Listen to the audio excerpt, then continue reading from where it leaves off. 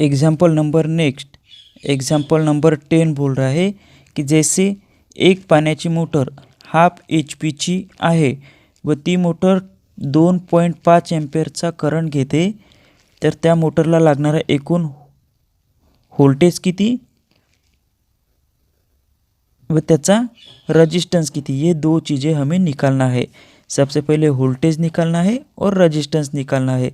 जब हमारे पास डाटा है कि 1/2 HP की मोटर है और 2.5 एम्पेयर का करंट लेती है, जैसे हमें पता है कि 1 HP बराबर कितना हो जाता है 746 वैट। तो 1/2 HP पूछा यहाँ पे, तो 1/2 HP बराबर कितना होगा, तो हम यहाँ पे x लिख लेते हैं। तो अब हमें x की वैल्यू फाइंड करना है, तो हम क्या करेंगे, जो 1/2 HP है इसको हम इसके साथ मल्टीप्लाई कर देंगे, ये इसके साथ गुना हो जाएगा और ये इसके साथ गुना हो जाएगा। तो 1 HP इंटू x बराबर 746 इंटू 1/2। ठीक है, अब ये 1 HP जो है ये आ जाएगा नीचे यहाँ पे 1 HP। अब इसको अगर हम सॉल्व करें तो ये आ जाएगा 373 HP, 373 HP, 373 HP। या फिर ऐसे भी समझ सकते हैं, जैसे 1 HP बराबर 746 वैट है, तो 1/2 HP अगर करना है तो इसको हम 2 से डिवाइड कर देंगे, तो इसका आंसर आ जाएगा 373 वैट। मतलब 1/2 HP की वैल्यू आ गई 373 वैट। तो अब हम सबसे पहले डाटा लिख लेते हैं। पावर दिया है, HP दिया गया है, HP बराबर 1/2 HP। तो इसके लिए इसका वैटेज कितना हो जाएगा 373 वैट। उसके बाद में करंट की वैल्यू दी है 2.5 एम्पियर।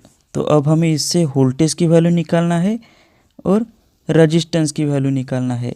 तो ये सबसे पहले हमने डाटा लिख लिया यहाँ पे, अब इसको कैलकुलेट करेंगे।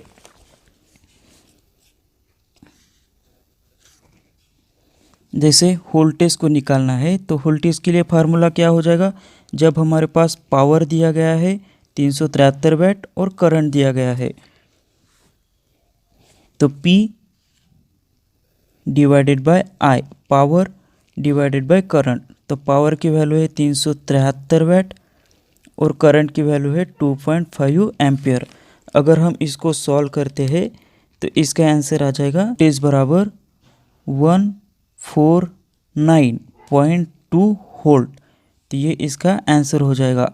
उसके बाद में रजिस्टेंस की वैल्यू हमें निकालना है, तो रजिस्टेंस के लिए फार्मूला क्या हो जाएगा, जब हमारे पास पावर और करंट दिया गया है,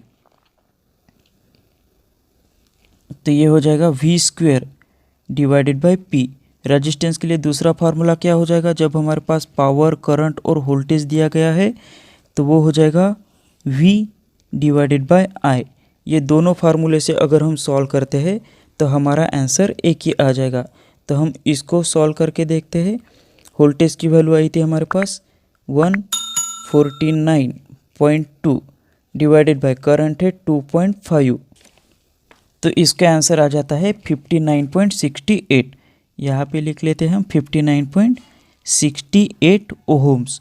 तो इससे हमारा आंसर नंबर 1 आ गया 149.2 वोल्ट। और रजिस्टेंस की वैल्यू हमने कैलकुलेट की थी इस फार्मूले से भी किए, तो यही आंसर आएगा। तो आप टैली करके देख सकते हैं 59.68 ओहम। तो ये हमारा आंसर नंबर 2 हो गया, ये आंसर नंबर 1। तो इस तरह से हम सॉल्व कर सकते हैं। अब हम नेक्स्ट क्वेश्चन देखते हैं।